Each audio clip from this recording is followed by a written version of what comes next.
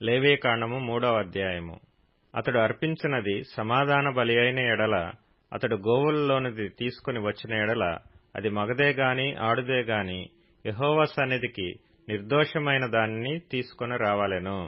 తాను అర్పించు దాని తల మీద తన చెయ్యి ఉంచి ప్రత్యక్షపు గుడారము యొక్క ద్వారమున దానిని వధింపవలెను. యాజకులగు అహరోను కుమారులు బలిపీఠము చుట్టూ దాని రక్తమును ప్రోక్షింపవలెను.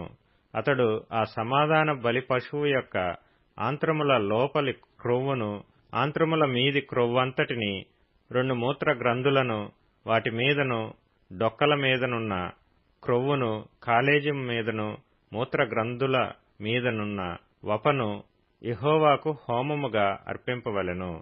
అహరోను కుమారులు బలిపీఠం మీద అనగా అగ్ని మీది కట్టెలపైనున్న దహన బలి ద్రవ్యము పైని దానిని దహింపవలెను. అది యెహోవాకు ఇంపైన సువాసన గల హోమము. యెహోవాకు సమాధాన బలిగా ఒకడు అర్పించినది గొర్రె మేకలలోని దైన ఎడల, అది మగదే గాని ఆడుదే గాని నిర్దోషమైన దాని తీసుకుని రావలెను. అతడర్పించు అర్పణము గొర్రెపిల్ల అయిన ఎడల యెహోవా సన్నిధికి దానిని తీసుకుని రావలెను. తాను అర్పించు దాని తల మీద అతడు తన చెయ్యి ఉంచి ప్రత్యక్షపు గుడారమును ఎదుట దానిని వధింపవలెను. అహరోను కుమారులు బలిపీఠము చుట్టూ దాని రక్తమును ప్రోక్షింపవలెను.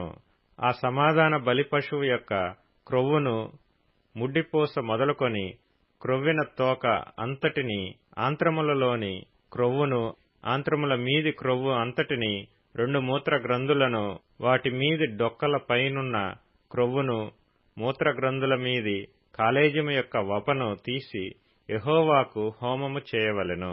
యాజకుడు బలిపీఠం మీద దానిని దహింపవలెను. అది యెహోవాకు హోమ రూపమైన ఆహారము. అతడు అర్పించినది మేక అయిన ఎడల యెహోవా సన్నిధికి దానిని తీసుకుని రావలెను. తాను దాని తల మీద చెయ్యి ఉంచి ప్రత్యక్షపు గుడారమునెదుట దానిని వధింపవలెను. అహరోను కుమారులు బలిపీఠము చుట్టూ దాని రక్తమును ప్రోక్షింపవలెను.